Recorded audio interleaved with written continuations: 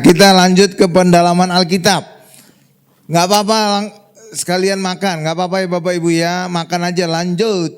Cuma tolong jangan ngobrol, oke?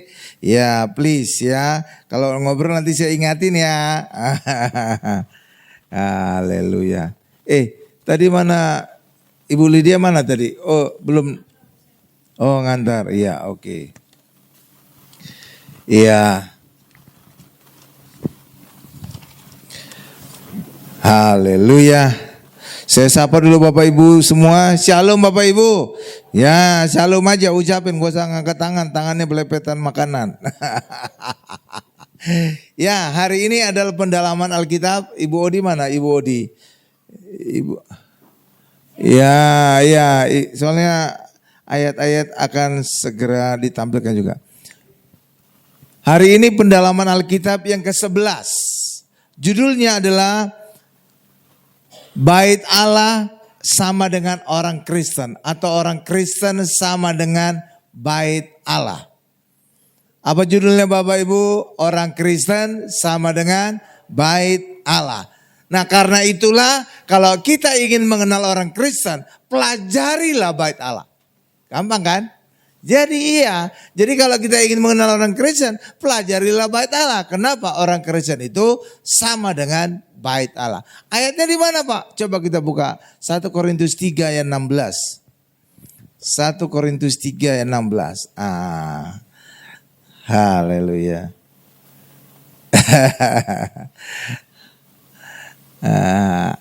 Enak ya sambil makan jasmani ada juga makanan rohani kan? Asik, sekaligus makanan jasmani dan juga makanan rohani. Ya, 1 Korintus 3:16 ini saya akan bacakan bagi kita semua. Nanti juga setelah selesai pendalaman ini ada kuis berhadiah, ada pertanyaan berhadiah. Karena itu kalau ingin bisa fokus, bisa maju ke depan, ya, supaya bisa dengari, oh ini tuh maksudnya, oh ini tuh supaya nanti saat jawab pertanyaan bisa. Jadi hadiahnya lumayan menarik. 1 Alkitab baru, 2 ada angpau. Saudara tahu arti angpau? Amplop merah. Angpau itu artinya amplop merah. Tapi bagi kita tidak penting amplop, yang penting isinya. Iya dong, isinya kan. Ya haleluya. Coba kita lihat 1 Korintus 3:16 ya. Ini menarik loh. Jadi kita akan mempelajari hari ini tentang bait Allah. Karena apa? Karena orang Kristen itu adalah sama dengan bait Allah. 1 Korintus 3:16 sudah? Nih saya bacakan. Tidak tahukah kamu bahwa kamu adalah bait Allah dan bahwa roh Allah diam di dalam kamu. Tuh. Jadi ayat ini Rasul Paulus menuliskan bahwa orang Kristen adalah bait Allah. Itulah sebabnya kalau orang Kristen ingin mengenal dirinya, pelajarilah bait Allah. Amin Bapak Ibu. Nah bait Allah itu terbagi atas 3 bagian. Ruang Maha Kudus, ruang kudus dan halaman. Itulah sebabnya orang Kristen juga terbagi atas 3 tingkatan.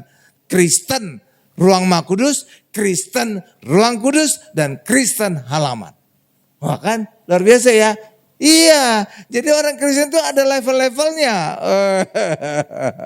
Nah iya kita mau. Coba Ibu tampilkan dulu gambar bait Allah yang ada saya kirim kemarin PPT. Oh loading, oke. Nih Bapak Ibu kita belajar bait Allah sekarang. Kenapa kita perlu belajar bait Allah? Karena orang Kristen adalah bait Allah. Hari ini saudara akan mengerti banyak hal tentang bait Allah. Dan itu juga berarti saudara kita mempelajari tentang diri kita sendiri. Orang Kristen, gereja. Mantap.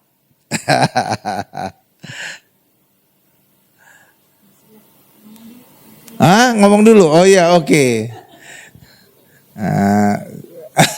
Jadi bait Allah itu tadi saya bilang terbagi atas 3 ya. Ruang Maha Kudus, ruang kudus dan halaman. Maka orang Kristen juga terbagi atas 3 tingkatan. Orang Kristen ruang Maha Kudus, orang Kristen ruang kudus, dan orang Kristen tingkat halaman. Lalu bagaimana karakter orang Kristen untuk setiap tingkatan tadi? Itulah ditunjukkan oleh perabot-perabot yang ada di dalam setiap bagian bait Allah tadi. Jadi di dalam halaman ada 2 perabot, di dalam ruang kudus ada 3 perabot, di dalam ruang Maha Kudus ada 1 perabot. Jadi hari ini kita mengenal perabot-perabot itu dan apa artinya, sehingga hari ini kita mengenal diri kita sebagai orang Kristen, dan hari ini juga saudara bisa menilai diri saudara di level mana kita hari ini. Ya kan Bapak Ibu ya, asik. Saudara juga bisa menilai orang lain juga, gereja orang lain, pendeta orang lain. Ya, dari apa? Dari penjelasan ini. Kan menarik kan? Gitu dia. Ya. Kalau dingin lama. Ibu lebih cepat loadingnya pakai USB atau gimana? Saya ada bawa USB juga. Oh, open source. Iya. Saudara pernah lihat gambaran bait Allah enggak? Nah, pernah ya. Nah, ini menarik. Iya. Luar biasa ya Bapak Ibu ya. Iya. Haleluya, haleluya. Jadi hari ini kita belajar luar biasa Bapak Ibu.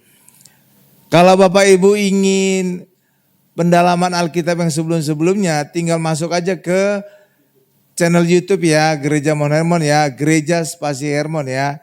Saudara bisa makin paham banyak hal. Iya, tentang rahasia Alkitab, tentang perjamuan kudus, tentang minyak urapan, tentang baptisan, tentang pernikahan, tentang penyerahan, banyak aspek kekristenan itu. Saudara pinter.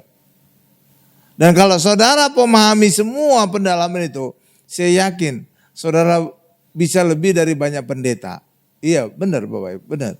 Karena apa, pembahasan itu dalam. Iya, jadi saudara, gitu tuh, gitu tuh. Iya Bapak Ibu, benar. Oke Bapak Ibu ya.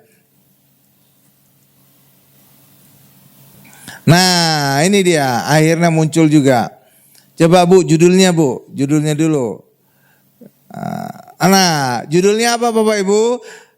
Pendalaman Alkitab, orang Kristen sama dengan bait Allah. Jadi kalau orang Kristen ingin tahu tentang dirinya, tentang gereja, pelajarilah bait Allah. Dan hari ini kita belajar tentang bait Allah. Coba next Bu. Nah inilah gambaran bait Allah. Saudara lihat itu? Nah, bait Allah itu Bapak Ibu coba lihat, itu dia dikelilingi oleh perkemahan orang Israel. Tuh. Nah, pada bait Allah itu khususnya di atas dari ruang Maha Kudus itu ada tiang awan itu. Tiang awan ini sebenarnya lebih besar lagi, sehingga apa? Seperti payung bagi orang Israel. Sehingga apa? Ketika mereka berjalan atau mereka berhenti, mereka itu seperti dipayungi di padang gurun, sehingga apa? Tidak terasa panas. Sebaliknya di padang gurun itu kalau malam dingin banget. Karena itulah tiang awan ini berubah menjadi tiang api. Dan itu selalu ujungnya itu berada di ruang Maha Kudus itu Bapak Ibu. Karena disitulah tata Allah. Jadi tiang ini gambaran Allah Bapak Ibu. Jadi tiang api. Jadi ketika di padang gurun ada tiang api di saat malam, maka malam itu tidak dingin, hangat. Jadi itu memberikan kenyamanan bagi orang Israel ketika berjalan di padang gurun. Siang tidak kepanasan, malam tidak kedinginan. Enak ya? Luar biasa Tuhan ya. Nah jadi itu perkemahan itu berada di sekeliling dari bait Allah atau kemah suci. Karena ini bentuknya masih berupa kemah, maka disebut kemah suci. Tapi ketika nanti mereka sampai tanah Kanaan dan dibangun oleh Salomo bait Allah dalam bentuk bangunan, maka itulah disebut menjadi bait Allah. Tidak lagi disebut kemah suci. Tapi ketika berjalan di padang gurun karena berupa kemah, maka disebut kemah suci. Amin Bapak Ibu. Amin. Makanya kemah suci itu banyak namanya. Ada kemah suci, ada tabernakel, ada bait Allah. Oke ya.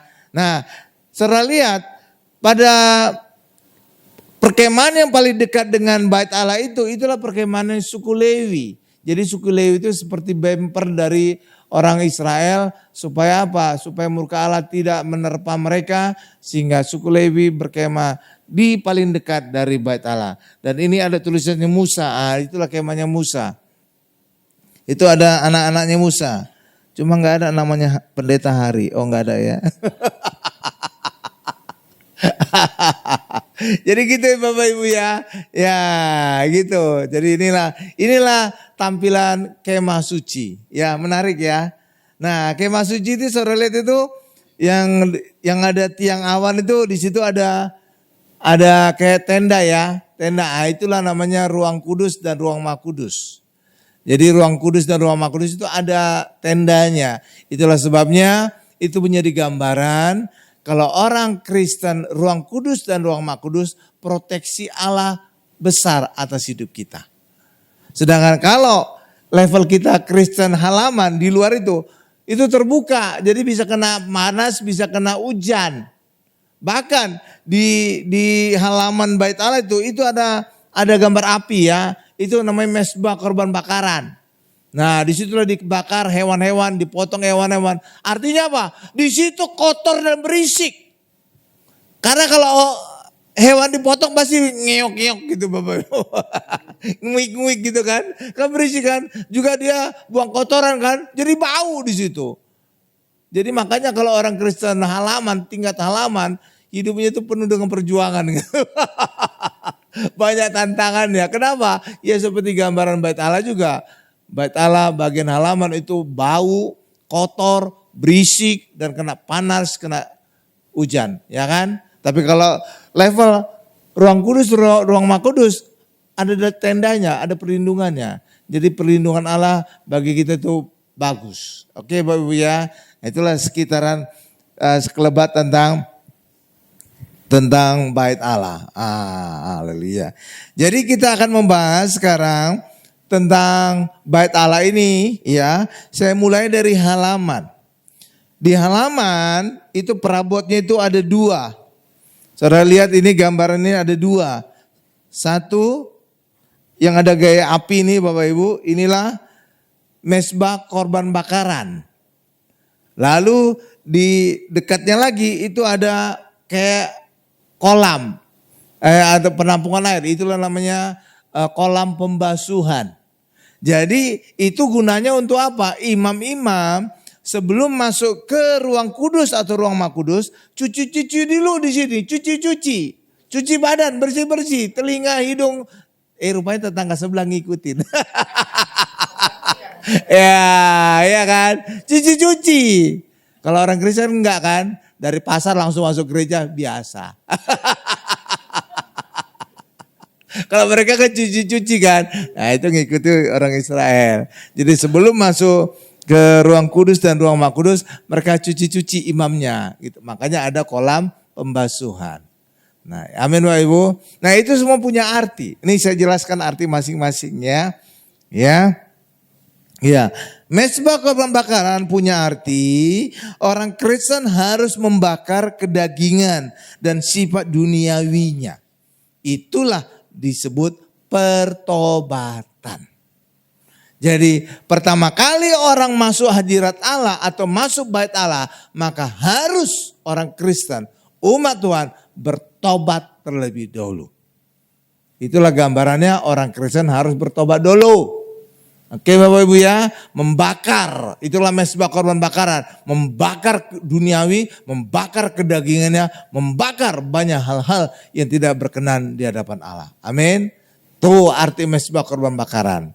Amin. Haleluya. Tapi orang Kristen jangan berhenti pada pertobatan saja. Harus masuk lagi lebih dalam, dan ketika masuk lebih dalam lagi, ketemulah kolam pembasuhan. Dan itu punya arti orang Kristen harus dibaptis. Dan itu punya gambaran orang yang akan dibaptis harus bertobat lebih dulu. Kenapa? Karena sebelum masuk kolam pembasuhan harus melewati mesbah korban bakaran. Makanya orang Kristen harus bertobat dulu baru dibaptis. Itulah sebabnya karena baptisan harus didahului dengan pertobatan, maka bayi anak kecil tidak boleh dibaptis. Karena anak kecil belum mengenal dosa. Paham Bapak Ibu? Jadi orang dewasa yang bisa dibaptis. Kenapa? Karena orang dewasa mengenal dosa dan harus juga mengalami pertobatan. Paham Bapak Ibu? Inilah ceritanya kenapa dibaptis itu harus didahului dengan pertobatan. Karena terlihat dari bait Allah. Harus ketemu dulu mesbah korban bakaran, bertobat dulu, baru kolam pembasuhan, baru dibaptis. Paham Bapak Ibu? Ini. Jadi gitu toh Pak. Iya, makanya orang tidak boleh langsung kucuk-kucuk dibaptis. Harus bertobat dulu, karena dia harus melewati mesbah korban bakaran. Tuh paham kan? Makanya bait Allah itu gambarannya indah sekali. Jadi pantasan harus bertobat dulu, karena saya harus melewati mesbah korban bakaran dulu, membakar dulu kedagingan, baru saya harus dibasuh, baru saya dibaptis. Tuh Bapak Ibu ya, tuh jelas kan? Tuh cantik kita. Nah, ya gitu loh Bapak Ibu. Jadi dari sini kita melihat di halaman itu ada 2 perabot. Itu adalah mesbah korban bakaran dan kolam pembasuhan. Itulah sebabnya Bapak Ibu, ciri orang Kristen, ciri pendeta juga level halaman, dia seringkali khotbah tentang pertobatan melulu. Dia seringkali khotbah tentang baptisan melulu. Enggak khotbah yang lain-lain. Jadi saudara bisa mendengar, bisa melihat, bisa menilai pendeta ini level halaman atau tidak. Dilihat dari khotbahnya. Apakah khotbahnya bicara tentang pertobatan saja, bicara tentang baptisan saja. Saudara lihat itu? Jadi makin pintar saudara kan. Gitu toh Pak. Gitu loh. Jadi halaman itu terlihat dari 2 perabotan nih ya. Mesbah korban bakaran dan kolam pembasuhan. Amin. Nah, semua orang Kristen harus melewati halaman ini. Karena itulah orang Kristen harus juga mengalami pertobatan dulu dan dibaptis. Tapi orang Kristen jangan hanya berpuas diri hanya sampai halaman, tapi harus masuk lebih dalam lagi. Harus masuk ruang kudus. Oke Bapak Ibu ya. Nah di dalam ruang kudus. Coba tampilkan dulu gambarnya Bu. Ada gambarnya setelah ini. Inilah DNA-nya. Nah tadi bait Allah itu harusnya saya tunjukkan dulu DNA-nya itu. Jadi dibagi 3 aja halaman. Ini bawah. Baru ruang suci atau ruang kudus. Dan ada ruang maha kudus atau ruang maha suci. Terus next Bu. Nah ini gambar halamannya, halaman itu tadi ya, itu gambar api itu mesbah korban bakaran, lalu ini ada air itu kolam pembasuhan. Ini mencari ciri orang Kristen atau pendeta halaman, tingkat halaman, mereka bicara tentang pertobatan melulu, dosa melulu, dan juga baptisan melulu. Tapi orang Kristen, semua orang Kristen harus melewati tahapan ini. Mereka harus dulu bertobat, yang kedua harus juga dibaptis. Amin. Enggak ada orang Kristen yang langsung loncat tanpa baptisan, enggak ada. Kecuali selalu ada perkecualian. Ketika orang Kristen itu hampir mati di ICU. Kalau orang di ICU jangan suruh dia bertobat dan dibaptis. Bergerak aja udah hampir mati ya gimana. Jadi pokoknya ketika orang di ruang ICU cukup saudara ajari panggil nama Yesus. Cukup itu. Ketika dia nanti mati memanggil nama Yesus, pasti Tuhan akan datang menjemput dia. Amin Bapak Ibu. Karena ketika nanti dia mati, dia langsung berhadapan dengan 2. Satu yang terang, satu yang gelap. Tapi ketika dia manggil Yesus, pasti yang datang hanya terang saja. Amin Bapak Ibu. Amin. Jadi ajari saja, panggil nama Yesus, panggil nama Yesus, panggil nama Yesus.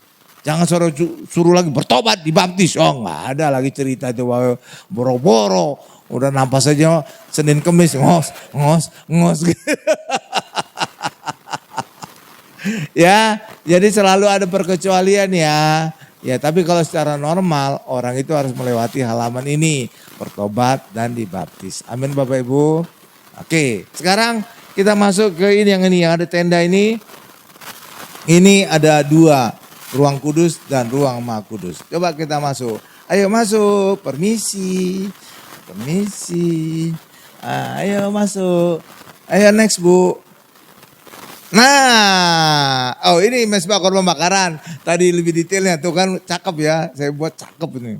Nah, inilah mesbah korban bakaran ya. Lalu berikutnya, next Bu. Nah inilah kolam pembasuhan. Oke ya, artinya orang Kristen harus bertobat dulu baru dibaptis. Jadi karena itulah anak kecil tidak boleh dibaptis, bayi tidak boleh dibaptis. Karena sesuai dengan gambaran bait Allah harus melalui mesbah korban bakaran dan kolam pembasuhan. Amin. Dan kolam pembasuhan inilah imam-imam sebelum masuk ruang kudus cuci-cuci dulu. Cuci hidung, cuci telinga, cuci mata, cuci segala macam. Benar Bapak Ibu ya? Cuci-cuci. Tetangga sebelah ngikuti. Yeay. Kalau orang Kristen boro-boro dari pasar langsung masuk gereja, oke-oke aja.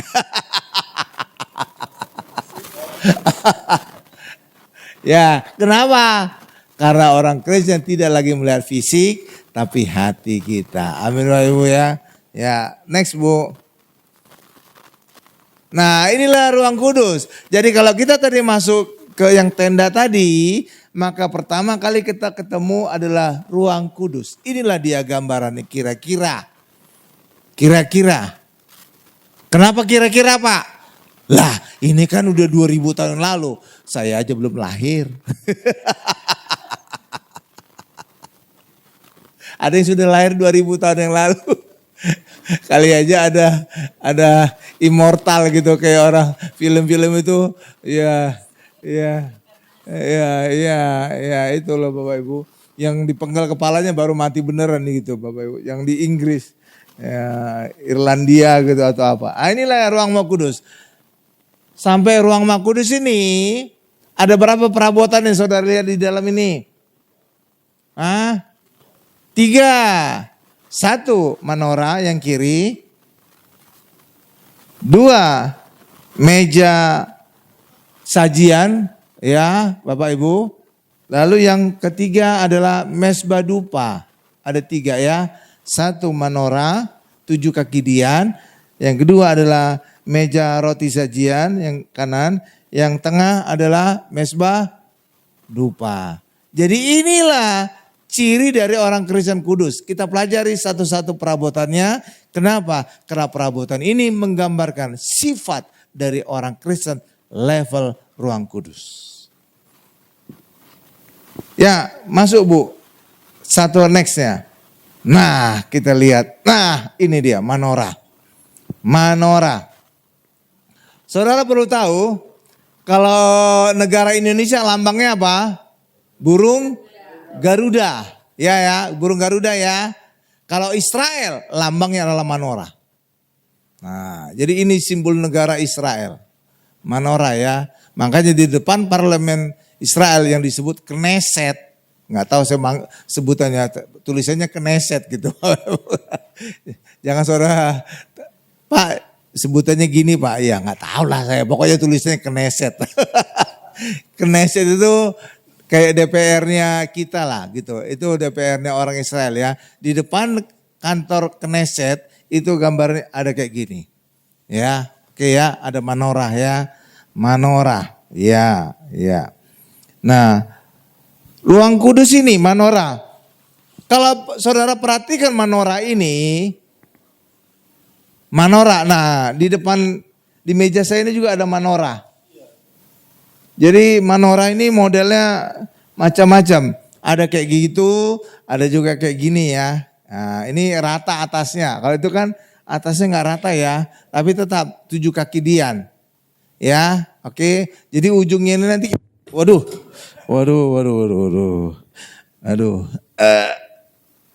Ya, maklum Bapak Ibu kalau udah perut buncit agak susah bongkok-bongkok. Boro-boro bongkok, masa kaos kaki aja udah susah. Jadi gini Bapak Ibu, menorah ini ya. Kalau saudara perhatikan menorah ini, ya menorah ini Bapak Ibu, ini ada 7 kaki dian. Jadi di atas ini nanti akan ditaruh dian. Ada minyaknya. Oke Bapak Ibu ya. Nah inilah penerang di ruang kudus. Penerang ruang kudus. Nah menorah ini kalau kita perhatikan Bapak, ini gambaran dari Alkitab kita. Ya, dan coba saudara perhatikan menorah ini. Kalau dari batang tengahnya ini ke kiri, ini komponen-komponennya. Ada kuncupnya, ada batangnya, ada tombolnya. Saudara tahu berapa jumlah komponennya? 39 komponen. Ada kuncup, ada tombol atau... Itu gambaran apa 39? Itulah jumlah kitab dalam perjanjian lama. 39 kitab. Lalu dari kiri ke sini, dari kanan ini Bapak Ibu. Ini jumlah komponennya berapa? 27. Itulah jumlah 27 kitab perjanjian baru. Jadi kaki dian inilah gambaran Alkitab. Totalnya 66 komponen. Dan itu menjadi gambaran 66 kitab di Alkitab. Itulah sebabnya ayat juga ada berkata, Mazmur 119 ayat 105, firman-Mu itulah pelita bagi kakiku dan terang bagi jalanku. Jadi Alkitab itu sama dengan kaki dian menjadi pelita bagi kaki kita dan terang bagi jalan kita. Jadi orang Kristen harus rutin membaca Alkitab agar hidupnya bisa diterangi, jalannya bisa diterangi sehingga mereka tidak jatuh, tidak terantuk kepada batu, tidak terganjal oleh apapun masalah. Amin Bapak Ibu. Itu menorah, namanya menorah. Ya menorah ya. Ya menorah bukan Mano Arfa. Mano Arfa itu nama orang. Haleluya, haleluya. Iya Bapak Ibu. Coba kita Mazmur 100, enggak salah. Pokoknya 119, Mazmur 119 ayat 105. Firman-Mu itu adalah pelita bagi kakiku dan terang bagi jalanku. Lalu berikutnya Bu, next. Nah ini meja roti sajian. Meja roti sajian ini adalah tumpukan roti. Ada 12 sesuai dengan jumlah suku Israel. Tapi dibagi 2. 6. Di atasnya itu ada kemenyan. Ya Bapak Ibu. Ya itulah yang keluar asap itu Bapak Ibu. Nah itulah. Nah meja roti sajian itu punya 2 arti.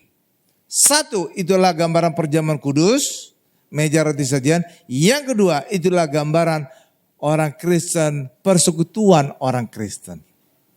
Oke Bapak Ibu ya. Jadi orang Kristen level ruang kudus, pertama mereka suka baca Alkitab. Ya, ciri dari orang Kristen level ruang kudus, mereka pertama tadi suka baca Alkitab, dicirikan dengan adanya perabotan menorah. Yang kedua, karena adanya meja roti sajian, maka orang Kristen level ruang kudus, mereka suka perjamuan kudus. Mereka suka juga persekutuan. Oke Bapak Ibu, itu cirinya. Jadi perabotan-perabotan ini memberikan ciri dari orang Kristen sesuai dengan tingkatannya. Oke Bapak Ibu ya, luar biasa ya. Ya. Dan perjamuan kudus itu kita lakukan kan setiap saat kan. Setiap ibadah kita biasanya, khususnya ibadah minggu. Kalau ibadah biasa enggak, karena terlalu singkat biasanya. Iya. Kenapa hari Minggu kita selalu tiap ibadah ada perjamuan kudus? Karena Tuhan Yesus berkata, lakukanlah perjamuan kudus untuk mengingat akan aku. Lah kalau mengingat Yesus, ya kapan saja kita lakukan. Sesering mungkin dong perjamuan kudus. Amin. Dan ketika kita lakukan perjamuan kudus setiap ibadah, maka ibadah kita berpusat kepada Tuhan Yesus.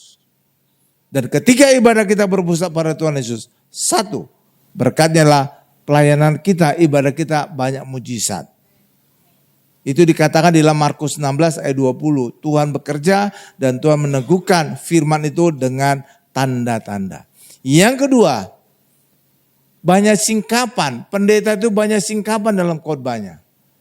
Kalau tidak berfokus pada Yesus, ayat ada berkata, pikirannya menjadi tumpul dan ada selubung. Iya Bapak Ibu, iya. Coba kita lihat dulu Lukas 22 ayat 19. untuk menunjukkan bahwa perjamuan kudus kita lakukan untuk peringatan akan Yesus. Lukas 22:19. Nah, ini pada batu-batu ya.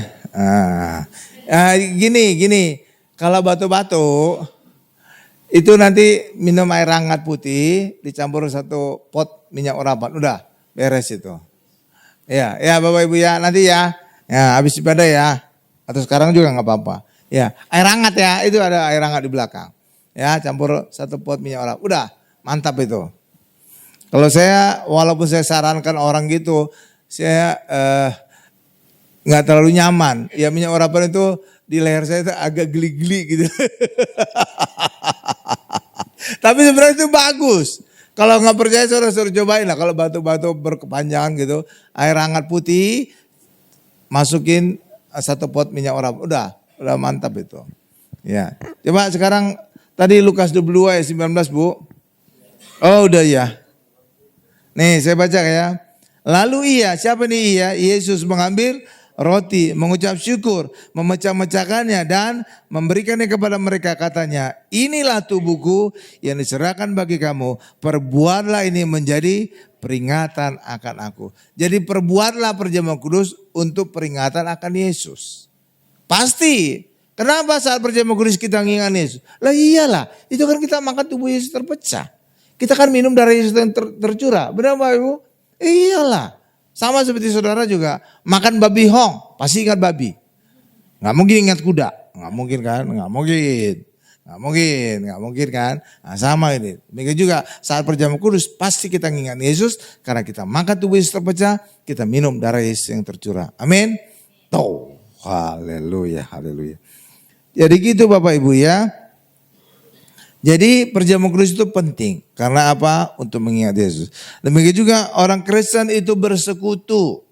Bersekutu dengan Tuhan dan juga bersekutu dengan sesama orang Kristen. 1 Korintus 10 ayat 16. Luar biasa. Nanti saudara dengar lagi ya rekamannya pendalam ini ya. Kenapa? Karena ini bicara tentang bait Allah. Dan ketika kita mengenal bait Allah, kita mengenal diri kita sendiri orang Kristen. Karena orang Kristen adalah bait Allah. Jadi pelajari bait Allah, maka saudara akan mengenal diri saudara sendiri. Saudara bisa juga menilai pendeta dan gereja itu dia pada level apa.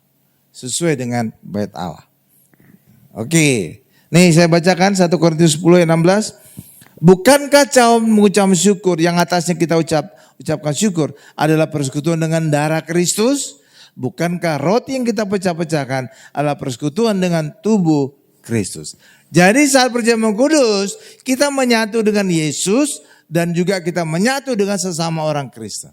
Luar biasa kan? Iya. Karena kita juga minum darah Yesus, maka kita menyatu bukan hanya ini, kita menyatu dengan nyawa Yesus. Karena di dalam darah ada nyawa. Makanya orang Kristen tidak boleh makan darah. Kalau saudara suka makan darah dogi, nanti nyawa dogi itu ada pada diri saudara, anjing, maka saudara akan galak seperti dogi.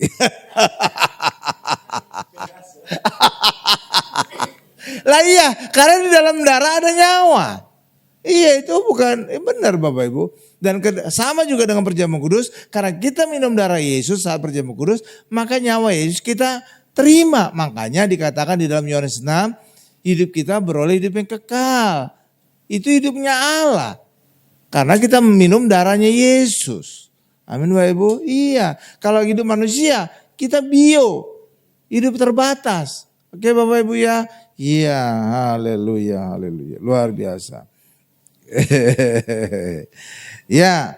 Sekarang kita masuk kepada gambaran mesbah dupa Bu. Nah next. Nah, berikut, inilah mesbah dupa.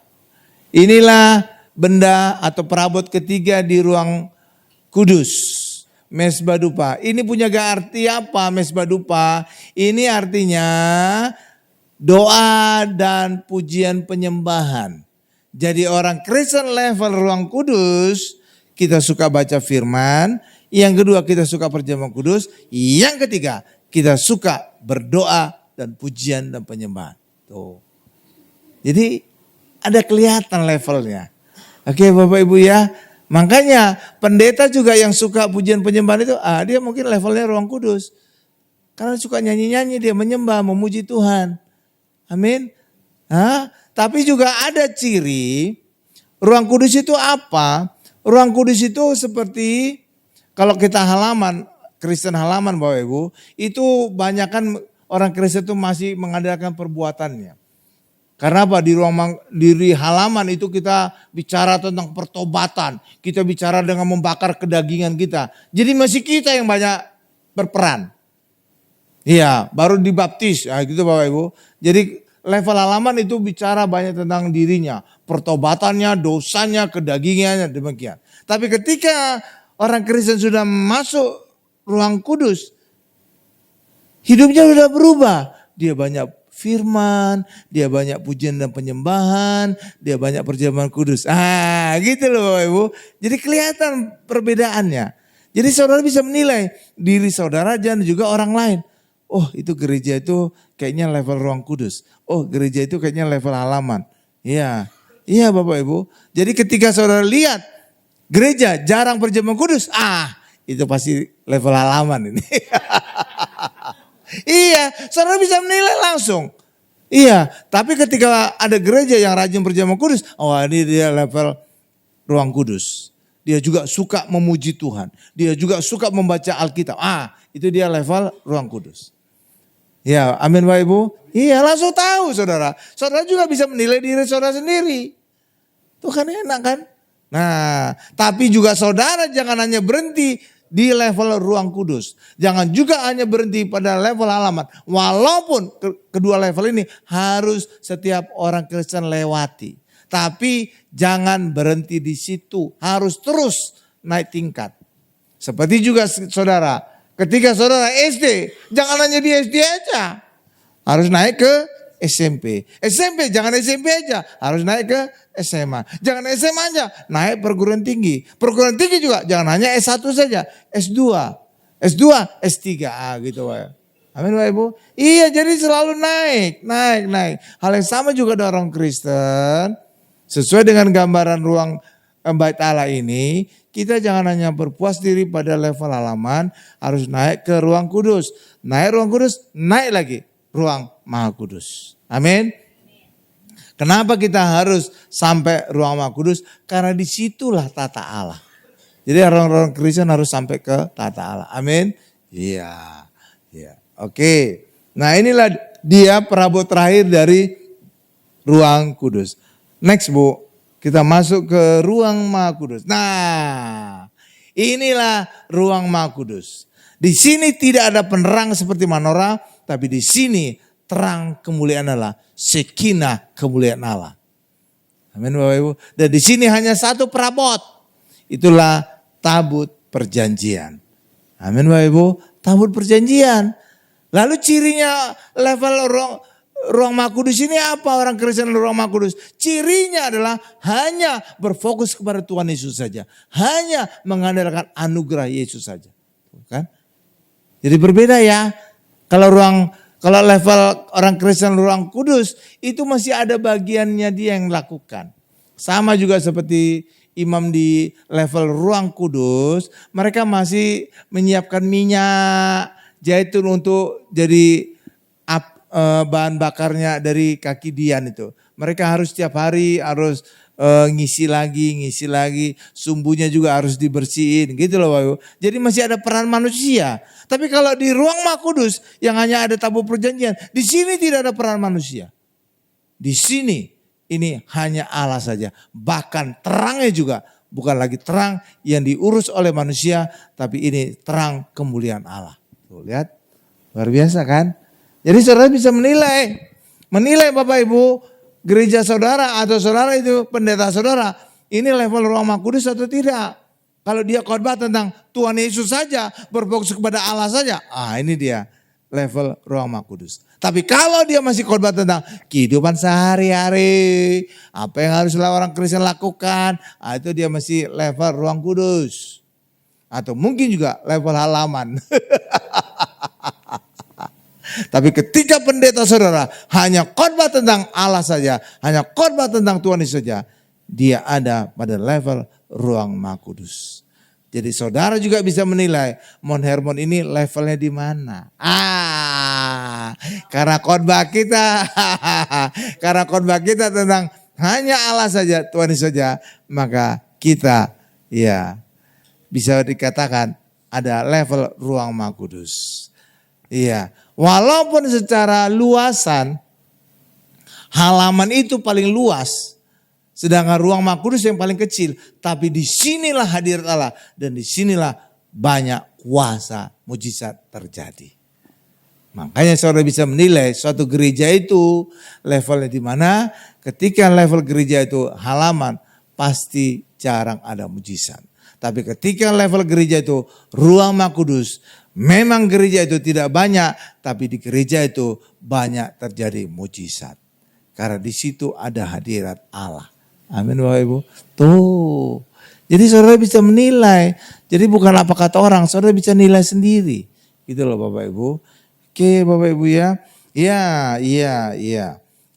Nah coba kita lihat tabut perjanjian ini isinya apa. Nah kalau saudara lihat di ruang Maha Kudus itu cuma satu perabotnya tabut perjanjian. Isinya apa? Ini ada 3 isinya. Satu adalah buli-buli emas berisi mana. Satu. Yang kedua tongkat Harun yang bertunas.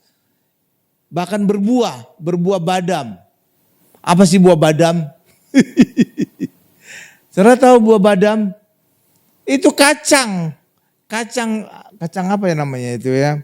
Kacang kayak semacam kacang mete, apa sih namanya ya? Yang kayak runcing-runcing ujungnya ya.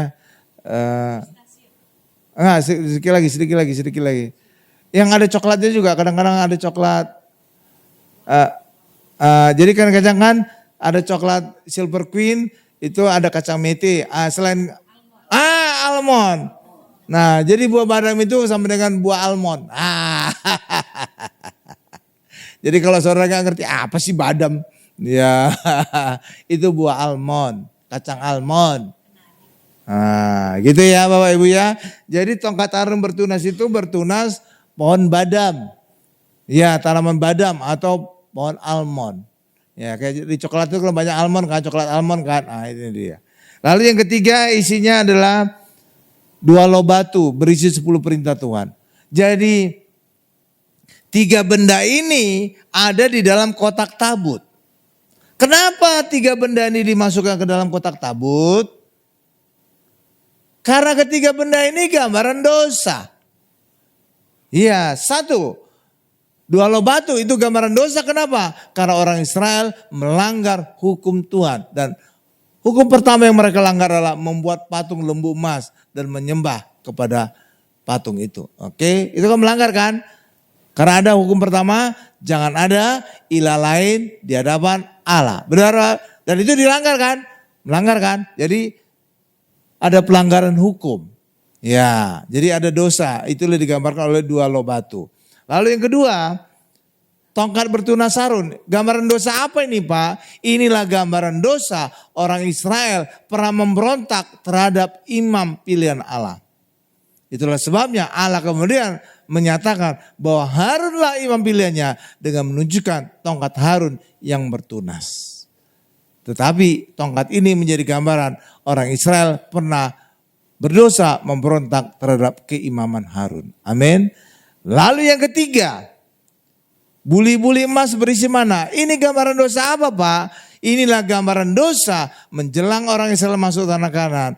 Mereka menolak roti mana. Dan lewat mereka menolak roti mana dan berkata, muak kami atas roti mana. Maka Allah kemudian murka mengutus ular tedung menggigit mereka. Itulah peristiwa saat Musa membuat patung ular tembaga yang ditinggikan. Itulah saat kisah orang Israel menolak roti mana. Amin Bapak Ibu. Jadi ketiga benda ini menjadi gambaran dosa orang Israel. Maka Allah tidak boleh melihat. Kalau Allah melihat, Allah nanti murka kepada orang Israel dan menghukum. Maka ketiga benda ini dimasukkan ke dalam kotak tabut dan ditutup dengan tutup pendamaian dan dimeteraikan dengan darah setiap tahun pada hari Yom Kippur. Amin Bapak Ibu. Itulah yang dilakukan oleh imam besar. Setiap tahun pada hari Yom Kippur masuk ke ruang Maha Kudus, membawa korban darah dan memercikkan pada tabut perjanjian. Agar apa? Agar tabut perjanjian itu tertutup oleh darah tadi sehingga Allah tidak melihat ketiga gambaran dosa tadi dan Allah tidak menghukum orang Israel. Dan inilah gambaran Tuhan Yesus. Tuhan Yesus bukan hanya menutup dosa orang Israel, bukan hanya menutup dosa umat, tapi Tuhan Yesus menghapuskan dosa tadi lewat kematiannya di atas kayu salib. Tuh kan indah ya gambarannya kan? Iya. Karena itulah tabut perjanjian ini gambaran yang paling kuat tentang Tuhan Yesus. Dan hadirat Allah ada di antara dua kerub tadi Bapak Ibu. Di antara dua kerub itulah ujung dari tiang awan dan tiang api. Iya Bapak Ibu. Tadi kan saudara lihat kan pada gambar bait Allah kan ada tiang awan kan. Ya kan ujungnya itulah di atas dari di antara dua kerub ini. Gitu Bapak Ibu. Indah ya. Haleluya. Coba kita lihat ayatnya lah. Ini ayat terakhir kita. Ibrani 9 ayat 4b.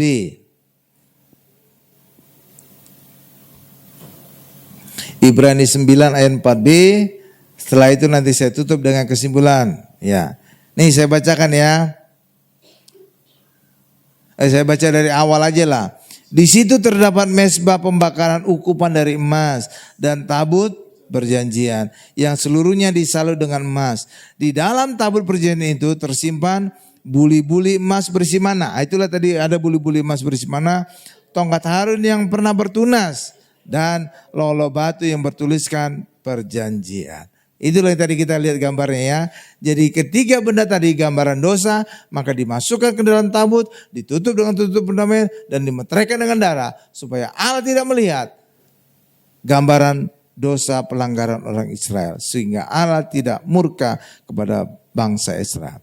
Saya simpulkan pendalaman Alkitab ini dari penjelasan di atas, setiap pendeta orang Kristen bisa menilai dirinya ada pada tingkatan mana. Apakah tingkatan dia halaman, apakah dia tingkatan ruang kudus, apakah dia tingkatan ruang Maha Kudus. Saudara juga bisa menilai diri saudara. Amin Bapak Ibu. Nah, ketika saudara hanya berfokus kepada Tuhan Yesus saja, bukan kepada perbuatan saudara, maka saudara tingkatan ruang Maha Kudus. Tapi ketika saudara mencampur, mengandalkan Allah dan juga mengandalkan perbuatan saudara, maka saudara campuran dan itulah ruang kudus. Tapi ketika saudara hanya mengandalkan perbuatan baik saudara sendiri, itulah saudara tingkatan halaman. Ketika saudara tingkatan halaman, hidup saudara penuh dengan perjuangan. Seperti juga halaman tidak ada penutupnya. Jadi kalau hujan kehujanan, kalau panas kepanasan. Demikian juga di halaman ada mezbah korban bakaran, disitulah korban-korban bakar. Ketika hewan itu dibakar atau disembelih, banyak uing-uing, ada suara-suara. Berarti apa? Halaman itu berisik. Ketika hewan juga disembelih, sering juga buang kotoran, maka halaman itu juga bau. Ya, itulah sebabnya ketika kita masih level halaman, maka hidup saudara banyak perjuangan. Tapi ketika saudara sudah masuk ruang kudus, hidup saudara sudah terlindungi karena itu sudah ada di dalam kemah. Coba tampilkan dulu Bu, yang itu gambar tadi bait Allah atau itu halaman itu tadi. Coba Bu, terus naik, terus. Ini lihat Bapak Ibu, ini level halaman. Kalau saudara halaman ini kayak udara terbuka. Jadi kalau hujan kehujanan, kalau panas kepanasan. Yang kedua, di halaman ini itu ada yang ada apinya itu tempat hewan korban dibakar. Sebelum dibakar kan disembelih dulu. Jadi hewan itu saat disembelih kan nguik-nguik gitu Bapak Ibu. Akan bersuara-suara kan, terkaing-kaing gitu Bapak Ibu kan. Jadi di sini berisik. Selain itu hewan juga saat disembelih bisa buang air dia. Nah berarti apa? Halaman ini bau, kotor, berisik, panas, dingin. Gitu Bapak Ibu. Jadi saudara jangan level halaman. Hidup saudara nanti penuh dengan perjuangan. Amin Bapak Ibu ya. Ya, tapi saudara minimal masuk ke dalam tenda ini, inilah ruang kudus. Nah kalau ruang kudus saudara terlindungi gitu Bapak Ibu. Nggak kena panas, nggak kena dingin. Ya dan juga tidak berisik, nggak bau. Ya kan, karena di dalam tertutup dari bau-bauan. Tertutup dari suara-suara berisik.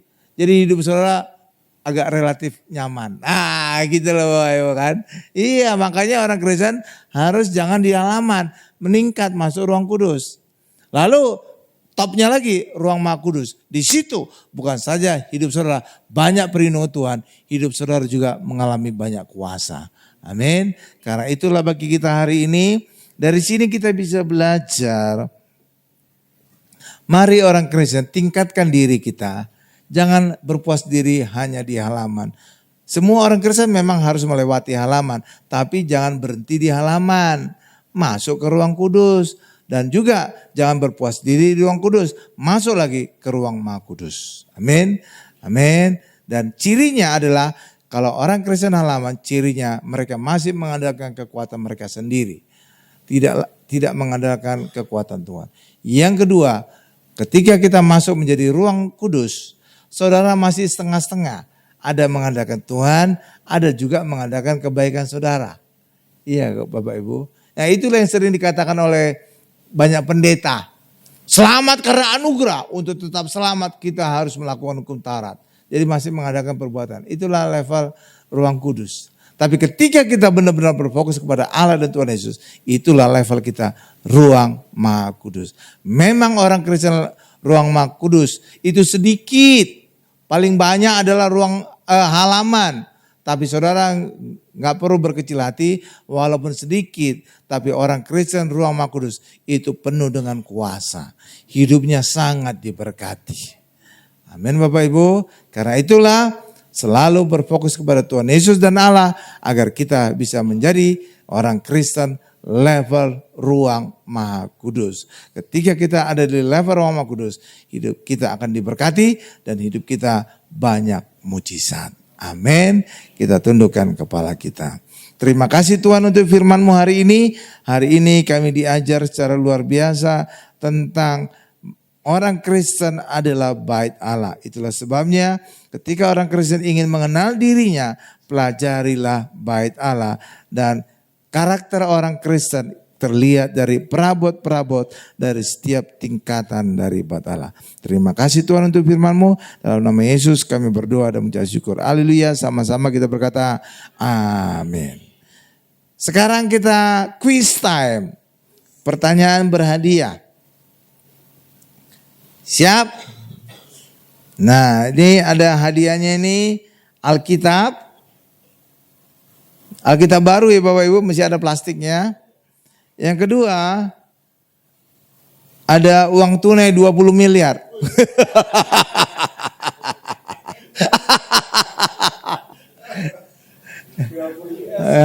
Pokoknya lihat 20-nya, buntutnya mau 20 ribu, 20 juta, ada 20 miliar, tergantung saudara aja. Tapi depan itu 20, oke Bapak Ibu ya. Oke ya. Pertanyaan pertama. Kenapa orang Kristen bisa mengenal dirinya dengan mempelajari bait Allah? Ya, ada yang bisa jawab? Angkat tangan, nanti mic-nya diedarkan oleh Ibu Odi. Ya, kenapa orang Kristen bisa mengenal dirinya dengan mempelajari bait Allah? Ya, Ibu Lydia, silakan Ibu. Karena bait Allah ada di dalam diri kita sendiri. Jadi kita adalah bait Allah. Ya, itu dia. Jadi kata kuncinya adalah kenapa kita bisa mengenal diri kita dengan mempelajari bait Allah? Karena orang Kristen itu adalah bait Allah. Amin Bapak Ibu. Dan itu ditegaskan lagi oleh 1 Korintus 3:16. Engkau adalah bait Allah karena roh Allah ada di dalam kamu. Oke Bapak Ibu. Ya 100 untuk Ibu Lydia, ada Alkitab. Ibu Lydia kalau udah punya Alkitab silakan beri ke siapa saja yang Ibu mau. Kasih. Ya, oke Bu, Tuhan berkati. Ore Ibu Lydia.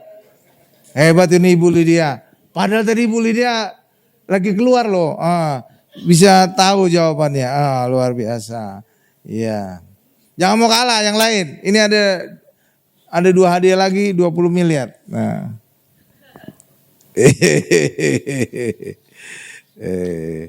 Iya, betul. Iya. Pertanyaan kedua. Menorah itu adalah gambaran dari Alkitab. Kenapa bisa demikian? Jelaskan. Nah, menorah adalah gambaran Alkitab. Ya, angkat tangan. Ya, mic-nya Ibu Odi. Silakan, Pak. Karena di Sutikno. dalam menorah ada sebelah kanan sebelah kiri 39 komponen itu melambangkan Alkitab Perjanjian Lama. Ya.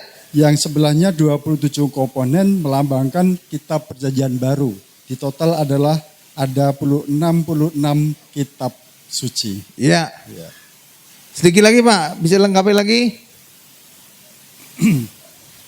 Ya. Jadi benar ya, menorah ini gambaran Alkitab. Kenapa? Karena menorah ini dari tiang tengah ke kiri itu jumlah komponennya adalah 39 kitab. Itu gambaran 39 kitab Perjanjian Lama. Sedangkan cuma komponen yang ini aja, kanan aja ini 27. Gambaran 27 kitab Perjanjian Baru. Dan juga ini gambaran Alkitab. Kenapa? Karena menorah inilah penerang di ruang kudus. Sama juga seperti Alkitab. Dikatakan di dalam Mazmur 119 ayat 105. Firman-Mu itu pelita bagi kakiku dan terang bagi jalanku. Ya 100 buat Pak Sutikno, ini hadiah 20 miliar Pak. Silakan. Nah, puji Tuhan. Ya, terima kasih Bapak. Tuh, luar biasa ya. Ya, Pak Sutikno, hebat. Ya, pertanyaan satu lagi. Masih ada sisa 1 hadiah lagi. Ya, 20 miliar.